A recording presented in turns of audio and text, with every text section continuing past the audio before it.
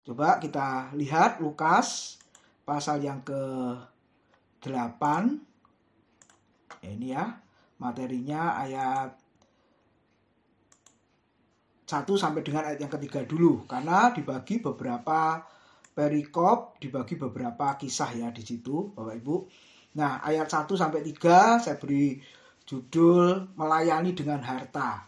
Karena di situ dikisahkan Yesus dengan para murid, lalu ada perempuan-perempuan ya, para wanita-wanita yang melayani Tuhan Yesus dengan harta bendanya.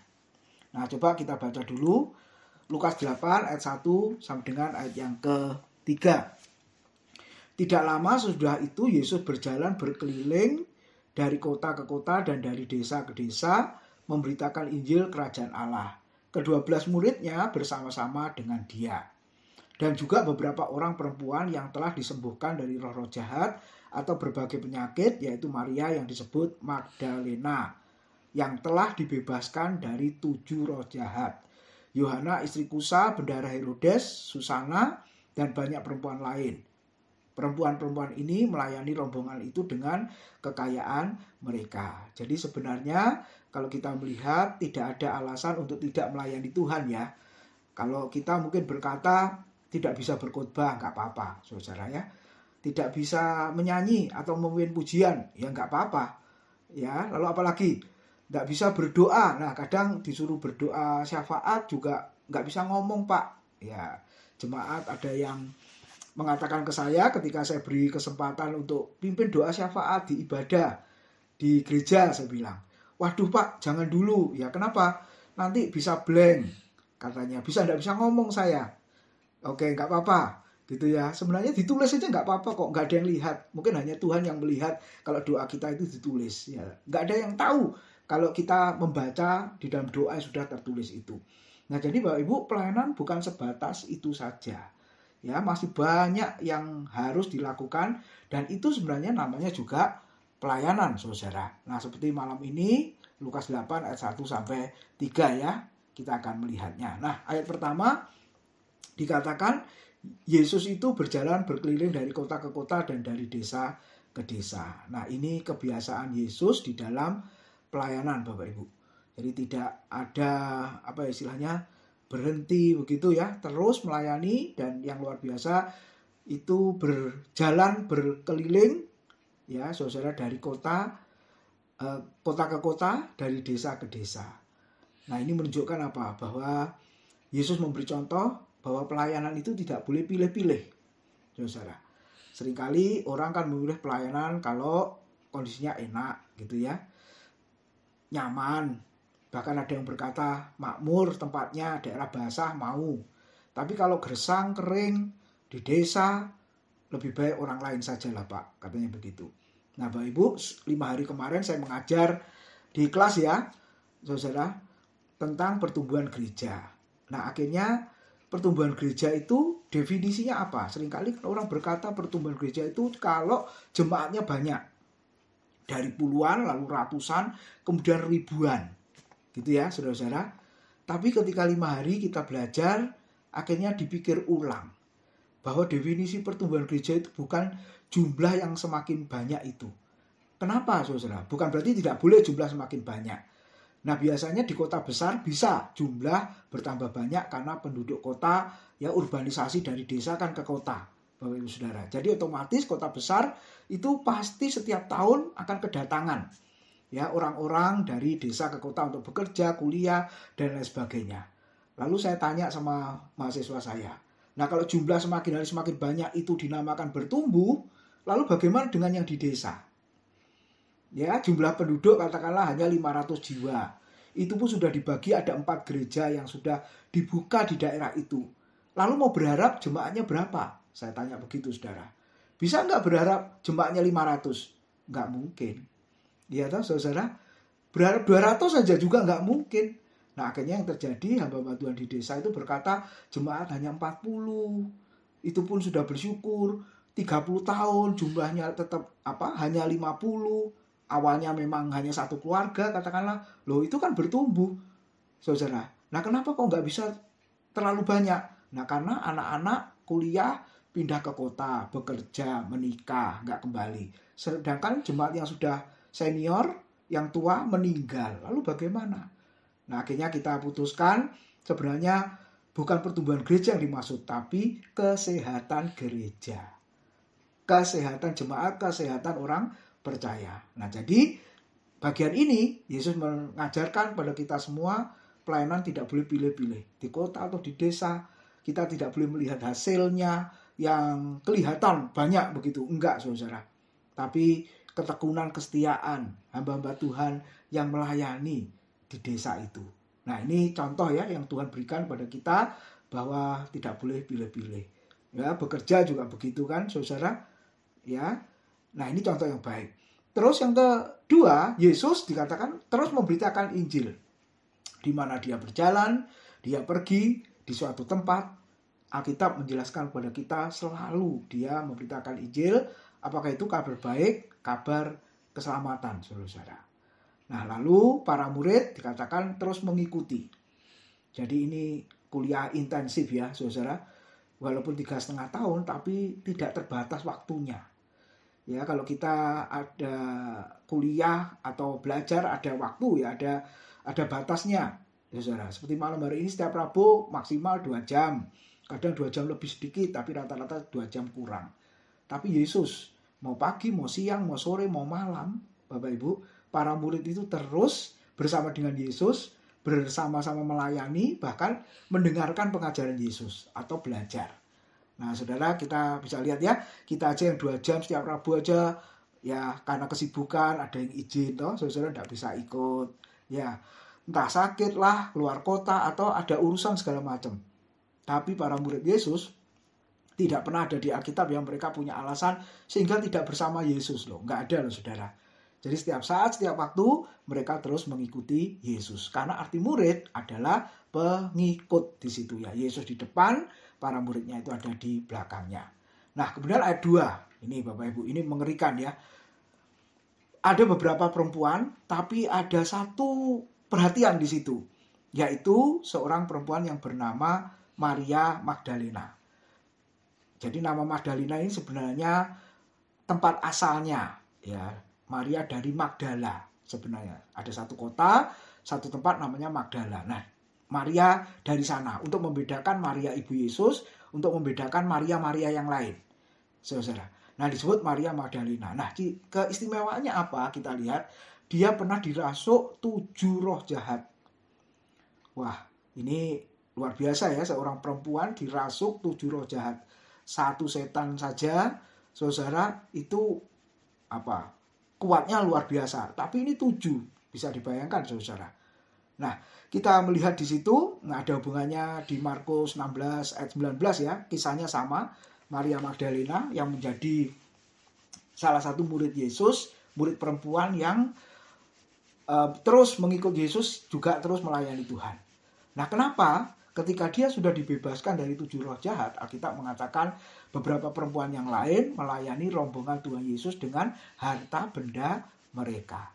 Nah, sebelum itu, Bapak Ibu bisa lihat, ketika Yesus hidup, Maria juga ada, bahkan sampai kematiannya, firman Tuhan mengatakan Maria Magdalena dengan perempuan yang lain, saudara, itu yang pertama kali pergi ke kubur. Saudara, untuk apa? Ya, bukan untuk menyaksikan Yesus yang bangkit dari kematian sebenarnya, tapi untuk merempahi mayat Yesus. Nah, artinya apa, saudara? Waktu Yesus hidup, dia mau berkorban, ya, melayani dengan harta bendanya. Tapi waktu Yesus mati pun, dia mau merempahi mayat Yesus. Nah, ini artinya apa, saudara? Maria Magdalena mau membalas kasih cinta Tuhan, pertolongan Tuhan yang sudah diberikan di dalam hidupnya. Sehingga dia mau memberi persembahan, berkorban, melayani Tuhan Yesus. Nah, ini motivasi pelayanan yang bagus ya. Motivasi mengiring Tuhan, motivasi setia kepada Tuhan. Bukan supaya Tuhan memberkatilah, bukan supaya Tuhan menolong, bukan supaya Tuhan campur tangan dalam hidup kita, tidak. Tapi justru karena Tuhan sudah menolong. Menolong apa? Dibebaskan dari 7 roh jahat. Makanya Maria Magdalena akhirnya melayani. Nah, saya percaya kita semua sudah mendapatkan pertolongan Tuhan demi pertolongan Tuhan. Nah, walaupun sakit katakanlah karena usia, tapi kan masih ada berbagai upaya untuk kita lakukan, saudara, untuk apa? Mengatasi sakit penyakit kita. Nah, Tuhan menolong melalui tim dokter, obat. Ya, tadi memang agak mengerikan ya, mata kok disuntik. Saudara, kita cek gula darah aja pakai jarum yang kecil itu ya. Saudara, ada yang berkata nggak mau gitu ya, saudara.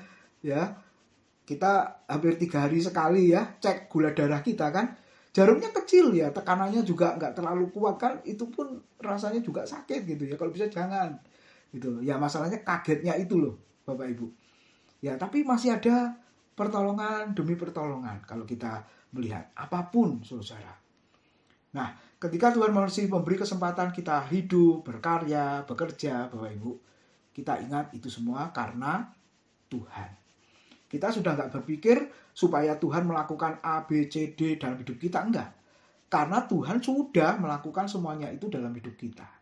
Nah, ini yang dicontohkan Maria Magdalena, terutama dengan perempuan-perempuan yang lain. Jadi ayat yang kedua ini sebenarnya bicara tentang motivasi pelayanan, bukan supaya Tuhan memberkati, karena Tuhan sudah memberkati. Nah, lalu ayat yang ketiga, Bapak Ibu perhatikan.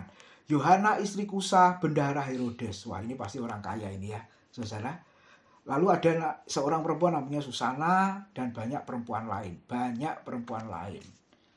Ya, berarti bukan hanya 4 atau 5, bisa jadi lebih dari itu.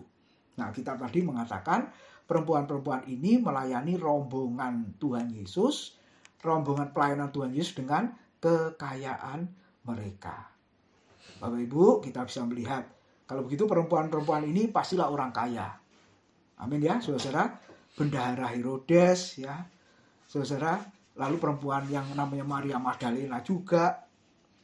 Nah, mungkin kalau kita melihat atau kita sendiri ya, saudara, kita mengatakan tidak bisa ke gereja. Kenapa?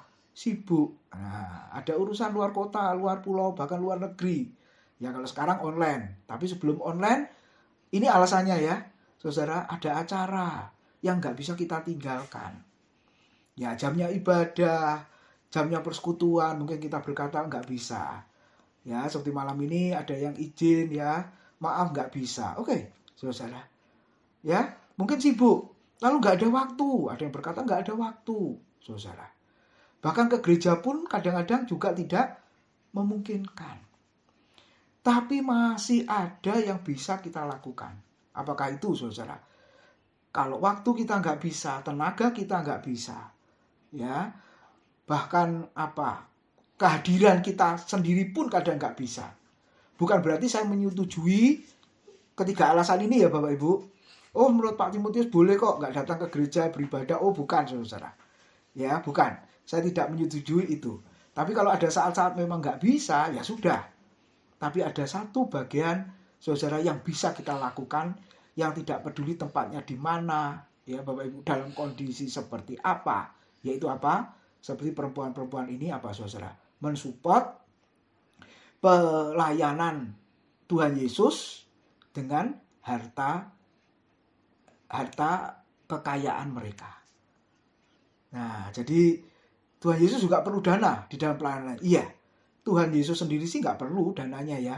Tapi untuk pelayanan, kita memberitahu bahwa ada dana yang harus diberikan untuk pelayanan itu. Makanya saya ingat, saudara, ketika kuliah ya, ada istilah 3D. Jadi gereja dan pelayanan itu perlu dana, daya, doa. Bapak Ibu. Ya, 3D. Dana, daya, doa. Kalau tidak ada salah satu ini, Bapak Ibu, ini pasti bermasalah ya. Daya, semangat yang melayani ada. Doanya juga kenceng. Tapi dananya nggak ada, saudara. Jadi nggak bisa buat apa-apa ini. Ya, mau buat ini kebentuk dananya. Nggak ada. Atau dananya ada, doanya ada, tapi tenaganya nggak ada. Bapak Ibu. Ya, ini juga sulit.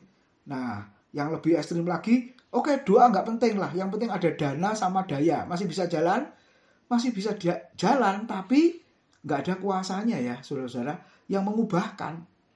Ya nggak ada semangatnya, saudara, yang benar-benar bisa mengundang Tuhan untuk berkarya di dalam pelayanan itu. Bisa jadi karena motivasinya apa? Wah, dananya besar ya, oke, orang-orang yang mau. Nah, makanya 3 hal ini sebenarnya nggak bisa kita lepaskan. Nah, coba yang dilakukan oleh Yesus, dana, daya, dan doa. Ada nggak Bapak Ibu? Pagi-pagi benar Yesus sudah berdoa.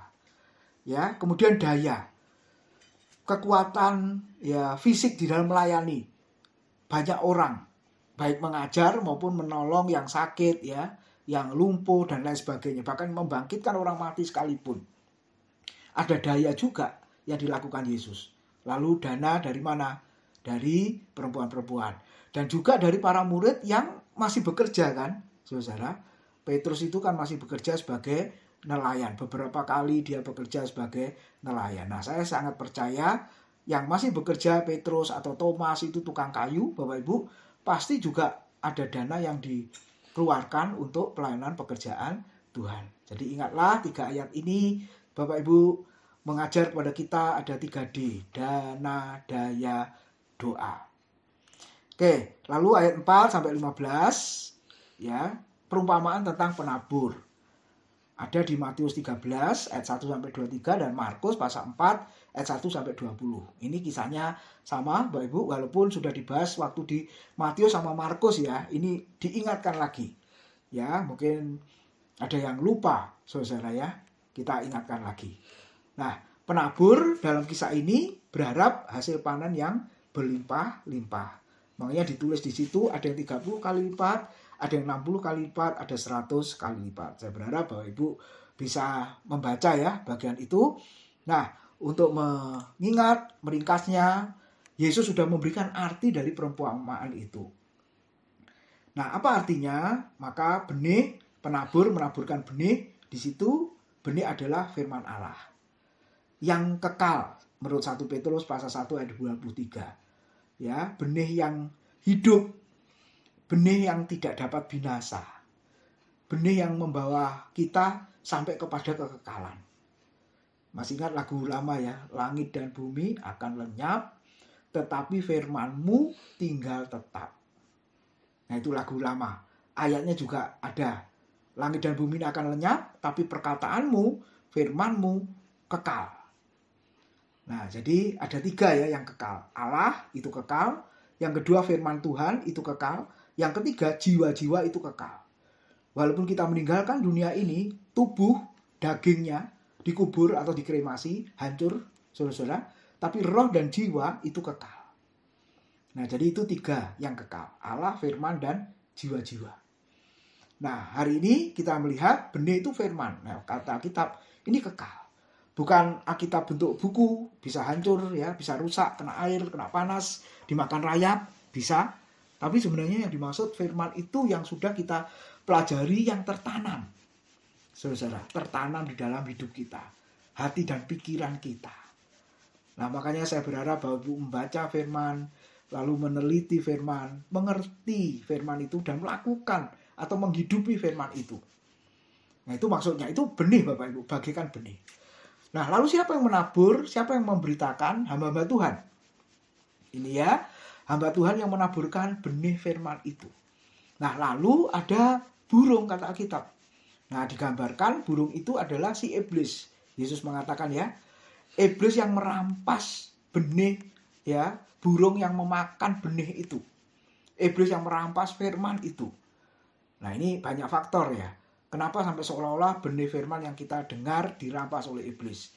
Karena kita mungkin konsentrasi, mendengarnya sambil melakukan apa, sehingga tidak fokus kepada firman, sehingga kita tidak mengerti. Makanya seringkali pertanyaan yang bagus itu setelah beribadah, dengar khotbah, ditanya. Ya, saudara, firman Tuhan tadi apa? Wah, celaka. Saudara, nggak ingat sama sekali. Nah, itu bagaikan benih firman diambil oleh si iblis, saudara-saudara ya. Oke, lalu tanah. Nah, ini bicara Yesus mengajarkan tanah hati manusia, saudara, yang berbagai macam. Ya, ada 4 model yang kita akan pelajari bersama malam ini. Nah, yang pertama, saudara, Firman Tuhan menjelaskan, Yesus memberikan perumpamaan benih itu jatuh di pinggir jalan. Nah, apa artinya? Yesus memberikan arti di situ. Akhirnya karena jatuhnya di pinggir jalan, benih itu diinjak bahkan dimakan oleh burung itu tadi. Ya, nah lalu Yesus memberikan arti, barang siapa yang mendengar firman, lalu iblis mengambil firman yang baru ditaburkan. Nah, kenapa tidak jatuh di tanah hati yang baik tapi di pinggir jalan? Karena tadi saya sudah sampaikan, yang mendengar kurang fokus ya, saudara tidak konsentrasi ke situ. Ya. Makanya Bapak Ibu kita perhatikan ini bagian yang pertama ini. Kita dengar firman, kita belajar firman, harus fokus, harus konsentrasi. Sebab kalau enggak, kita tidak mengerti, itu bagaikan firmannya diambil sama si iblis itu tadi. Oke, itu yang pertama. Semoga kita bukan yang di sini ya. Itu yang kedua, benih tadi jatuh di tanah yang berbatu-batu. Akhirnya benih itu kering karena tidak mendapat air. Nah, Yesus memberikan arti. Orang yang mendengar firman, lalu menerima dengan gembira. Akhirnya tidak berakar dan tahan sebentar. Datang penindasan karena firman itu, akhirnya menjadi murtad atau meninggalkan firman itu. Artinya apa, saudara? Menerima firman dengan gembira. Apa ya, saudara, yang membuat kita bergembira? Kata lainnya membuat kita tertawa. Nah, hati-hati ya. Ada memang orang yang menyampaikan firman dari awal sampai akhir lucu terus.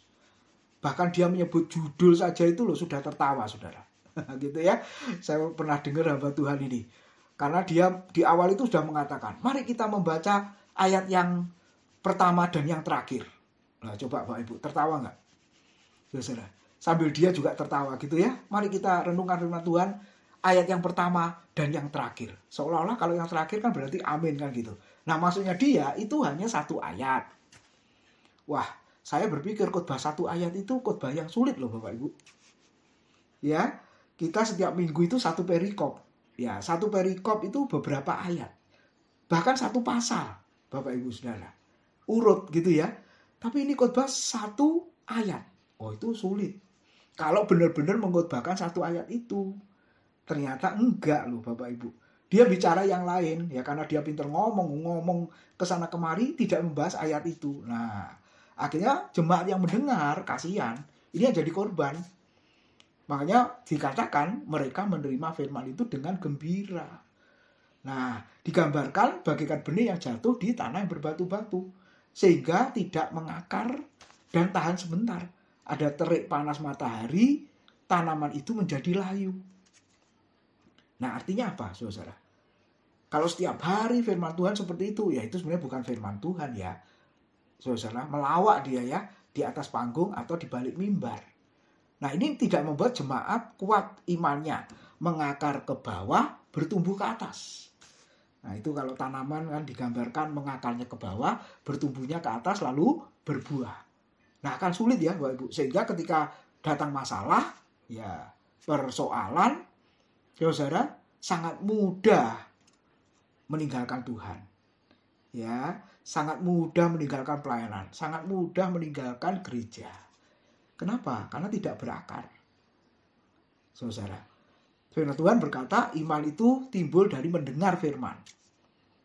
Nah, bukan sekedar mendengar sebenarnya, mengerti firman itu, lalu melakukan firman itu.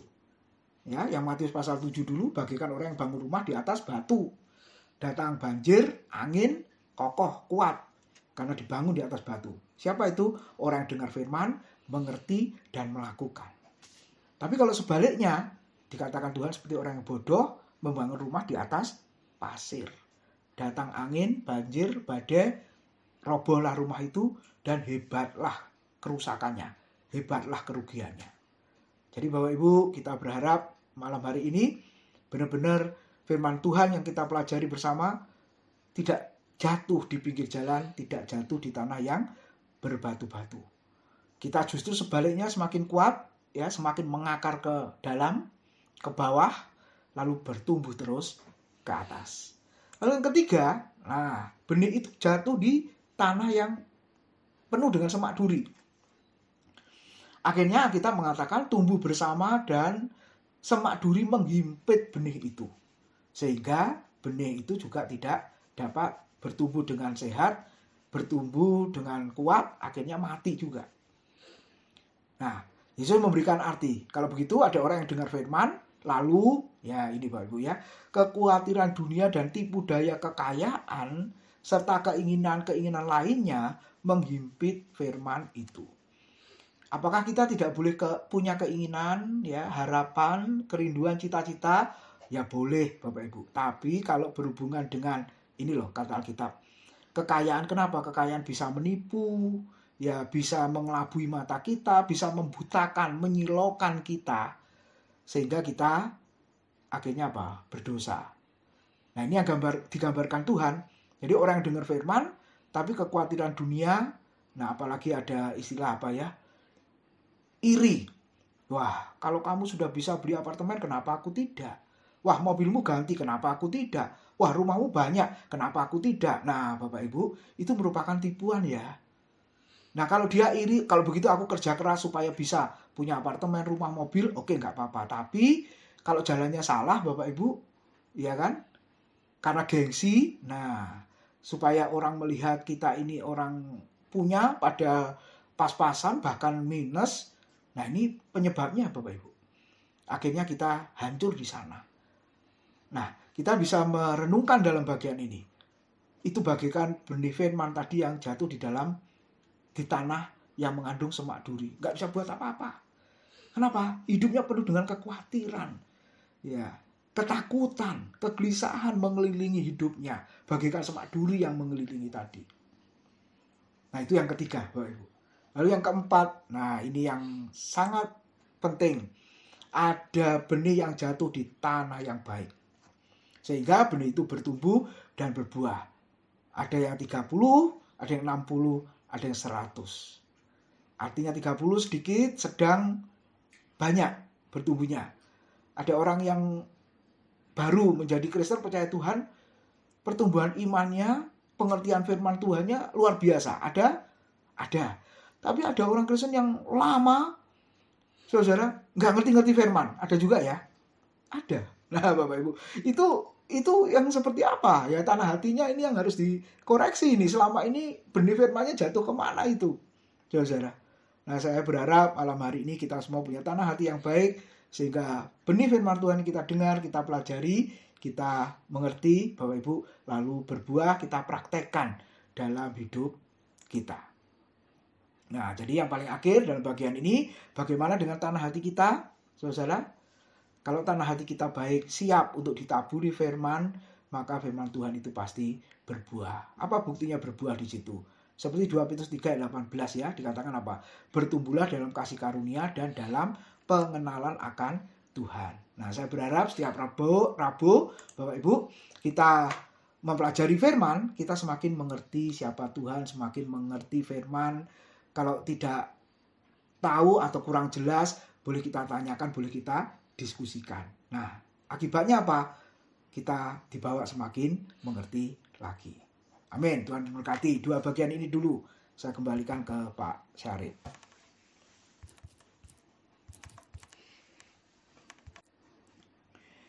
Di dalam Lukas pasal yang ke-8,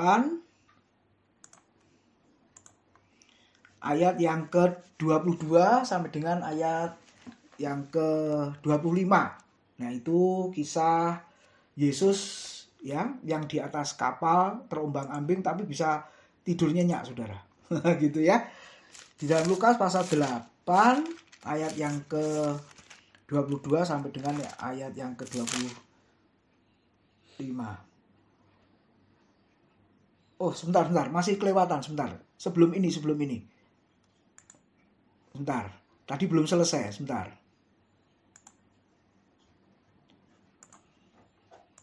Iya, ini belum selesai ternyata. Bapak Ibu ya, kita lanjutkan dulu yang ini.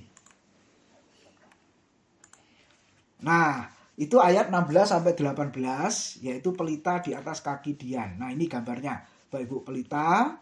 Lalu ini ada 7 ya, ini namanya kaki Dian, tiang ya. Saudara, ini yang dikatakan oleh Tuhan Yesus. Lukas 8 ayat 16 sampai dengan ayat yang ke-18. Oke, kita baca dulu. Tidak ada orang yang menyalakan pelita lalu menutupinya dengan tempayan atau menempatkannya di bawah tempat tidur.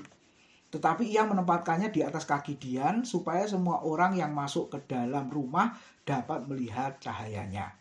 Sebab tidak ada sesuatu yang tersembunyi yang tidak akan dinyatakan, dan tidak ada sesuatu yang rahasia yang tidak akan diketahui dan diumumkan.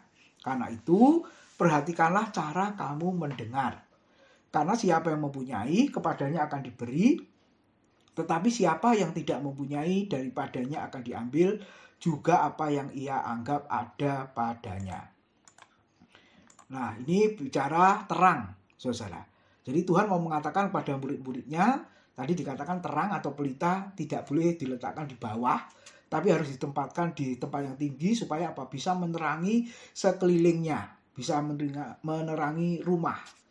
Ya, kalau mati lampu, saudara, saya tidak pakai emergency lamp ya. Kita pakai lilin, saudara. Gitu ya. Karena memang jarang mati lampu. Tapi suatu saat mati lampu, ya udah pakai lilin, kita letakkan di tempat yang agak tinggi supaya seisi rumah saya bisa melihat cahaya itu. Nah, Tuhan mau mengatakan apa? Justru para murid itu adalah terang. Ya, kamu adalah terang dunia, kata Tuhan. Jadi status orang percaya, saudara-saudara, itu adalah seperti pelita, seperti terang yang bercahaya. Ya, ada dua, garam dan terang. Nah, ini status orang percaya, Bapak Ibu. Kalau garam itu bekerjanya, berfungsinya ke dalam. Ibu-ibu yang masak, kasih garam, lalu larut, masakan jadi enak. Betul ya? Ke dalam. Tapi kalau terang sebaliknya, keluar. Saudara. Nah, jadi artinya di dalam dan di luar orang percaya harus berfungsi sebagai garam dan sebagai terang. Nah, masalahnya para murid Tuhan, orang Kristen ini berfungsi atau tidak? Saudara, malam hari lampu kita menyala ya. Kalau tidak menyala maka gelap. Terus ketika siang hari lampu itu kita matikan. Betul, Bapak Ibu ya? Nah, ketika lampu itu kita matikan, namanya tetap lampu. Tapi nggak bercahaya. Tapi tidak berfungsi. Nah, sama ya, kadang-kadang orang percaya itu pelita atau lampu, tapi kadang nggak bercahaya. Saudara. Ya, di lingkungan yang gelap harusnya menjadi terang, ini malah tambah gelap dengan hadirnya orang itu. Nah, Yohanes pasal 3 mengatakan apa? Kenapa mereka tetap tinggal dalam gelap? Karena mereka mencintai gelap. Mencintai dosa dan kejahatan. Nah, itu digambarkan seperti tinggal di dalam gelap. Nah, Bapak Ibu, hari Minggu kemarin saya sudah sampaikan firman Tuhan di ibadah Minggu ya. Saya berharap Bapak Ibu bisa mengikuti. Nah, dosa itu merupakan beban di dalam pertumbuhan iman kita, dalam perlombaan iman kita. Makanya dosa itu harus ditanggalkan. Artinya, orang Kristen tidak terus-menerus hidup dalam dosa atau senang melakukan dosa. Enggak, Bapak Ibu. Nah, ini yang menjadi penyebab kadang orang Kristen tidak berfungsi. Ya, pelita tapi mati cahayanya. Tapi malam ini Tuhan Yesus mengajar pada kita, garam dan terang kita harus berfungsi. Garam pun juga Yesus mengatakan ada saat-saat kehilangan keasinannya. Nah, sehingga tidak bisa mempengaruhi lagi. Karena sudah kompromi dengan dunia ini. Kompromi dengan dosa, kejahatan. Jadi nggak ada bedanya Kristen apa bukan, Bapak Ibu. Makanya Tuhan mengajarkan pada murid-muridnya harus berbeda. Ya, walaupun tinggal di dalam dunia tapi tidak terpengaruh dengan dunia, tapi justru mempengaruhi dunia. Yang terpengaruh atau hanyut itu, saudara, apa? Ikan mati ya, hanyut. Dan yang kedua apa? Kotoran. Itu terhanyut. Ya, tapi kalau ikan hidup, enggak mungkin dia terhanyut kan? Melawan justru. Ya, jangan tanya kalau arusnya kenceng ikannya kecil Pak, ya pasti kalah. Iya betul ya, tapi hukum logikanya itu loh, ikan salmon lah kalau begitu bisa melawan arus ya, bahkan dia bisa naik, Bapak Ibu Saudara. Nah, jadi itu yang dikatakan Tuhan di 3 ayat ini ya. Nah, lalu ayat yang ke-17 mengatakan tidak ada sesuatu yang disembunyikan tadi dikatakan. Artinya apa? Tidak ada yang namanya rahasia yang terus tertutup. Semuanya pasti akan dibukakan, disingkapkan. Nah, apalagi bicara di hadapan Tuhan. Apakah ada yang disembunyikan? Enggak ada, Bapak Ibu. Kita bisa menyembunyikan di hadapan istri atau suami atau anak-anak ya, atau orang tua kita. Tapi sesungguhnya di hadapan Tuhan tidak ada yang bisa disembunyikan. Apa yang kau simpan dalam gelap akan dinyatakan dalam terang, kata Alkitab. Ya. Nah, lalu ayat 18 dikatakan, karena itu perhatikanlah cara kamu mendengar. Ya, saya kasih gambar mendengar ya, Bapak Ibu. Cara kamu mendengar. Mendengar apa ya, saudara? Ya, ayatnya di atasnya itu, yang 4 tanah hati itu tadi. Bagaimana kita meresponi mendengar firman itu, saudara? Nah, itu yang dikatakan oleh Tuhan. Karena itu penting. Sebab kalau kita tidak memakai pendengaran kita dengan baik, bahasa terjemahan lama itu apa? Dengar-dengaran. Ya, saudara, dengar-dengaran kepada firman Tuhan. Dengar-dengaran kepada perintah. Ya, dengar-dengaran kepada aturan-aturan. Nasihat dan lain sebagainya. Nah, itu penting. Maka dikatakan perhatikanlah cara kamu mendengar. Nah, malam hari ini kita juga merenungkan, saudara, firman Tuhan yang kita dengar. Nah, itu bagaimana? Bisa enggak apa istilahnya, tertanam, ya, tersimpan. Makanya pemazmur berkata apa, saudara? Supaya aku jangan berdosa kepadamu, perkataanmu biarlah kusimpan di dalam hatiku. Wah, ini luar biasa ya. Ini bagaikan tanah hati yang baik. Jadi benih firman Tuhan yang didengar itu tertanam, tersimpan, saudara. Tidak mungkin diingat. Nah, ini yang penting. Kadang-kadang kita pelupa ya, saudara ya. Benar, pelupa. Makanya Tuhan ajarkan itu terus berulang-ulang. Berulang-ulang, saudara ya. Nah, makanya telinga kita, saudara, terus kita gunakan dengan sebaik-baiknya. Perhatikanlah kita mendengar. Oke, ini ya. Jadi pengertiannya mendengar apa ya? Mendengar firman itu, saudara. Nah, ketika saya dan saudara bersemangat untuk belajar, antusias bergairah untuk belajar firman, maka ini berlaku ya, saudara. Karena siapa yang mempunyai kepadanya akan diberi. Tetapi siapa yang tidak mempunyai daripadanya akan diambil. Juga apa yang ia anggap ada padanya. Ini sekali lagi tidak ngomongin materi ya. Tapi ini sebenarnya bicara apa konteksnya. Kalau saya dan saudara bersemangat untuk mengerti firman, Tuhan akan memberi pengertian firman itu lebih lagi. Amin, Bapak Ibu Saudara. Sekali lagi, kalau saya dan saudara bersemangat untuk mengerti firman Tuhan, maka akan diberi pengertian firman itu dengan melimpah. Nah, makanya saya berharap kita terus punya kerinduan, punya semangat, ya saudara, supaya apa? Kebenaran firman terus disingkapkan. Ya, bahkan ketika orang belajar firman, itu muncullah sukacita. Makanya ada judul buku sudah lama, dulu pernah kita pakai kuliah ya, Bapak Ibu. Judulnya Sukacita Menemukan Kebenaran Firman. Ya, jadi saya heran kalau ada orang Kristen yang belajar firman nggak bersukacita. Saya heran juga kalau belajar firman tidak, saudara, bergembira. Malah ada kesan bosan, ya saudara, nggak bersemangat. Itu saya bingung, saudara. Ya, tapi justru sebaliknya, kalau kita mengerti bagian ini, katakanlah seperti Yeremia. Yeremia itu mengatakan apa, saudara? Itu kalau aku tidak merenungkan firman, tidak mendapat firman, itu ada sesuatu yang kurang. Nah, ketika firman Tuhan diberitakan, itu hati berkobar seperti menyala. Wah, itu bukankah sikap cinta ya Bapak Ibu terhadap firman? Nah, pertanyaan malam hari ini kita renungkan bersama ya. Kita punya kesukacitaan itu enggak, Bapak Ibu? Punya hati yang berkobar-kobar untuk mendengar firman, bahkan berusaha untuk mengerti firman lebih lagi, apa tidak? Ya, Kleopas juga begitu, Lukas 24 itu.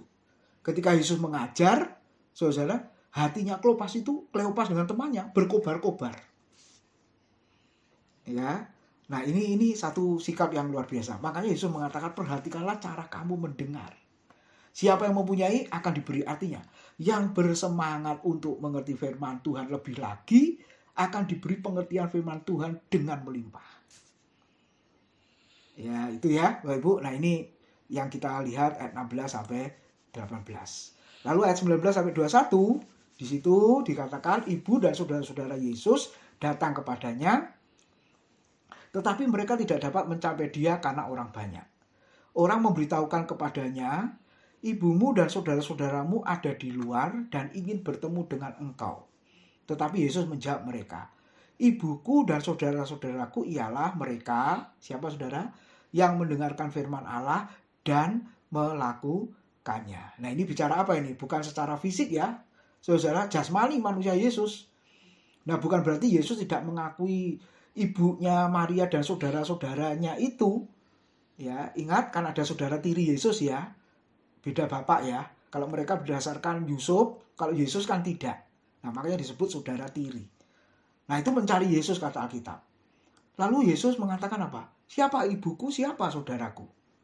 Ibuku dan saudaraku adalah mereka yang mendengarkan firman dan melakukannya. Jadi saudara, malam hari ini kita yang mendengar firman dan melakukan firman, kita ini adalah ibu dan saudara-saudara Yesus.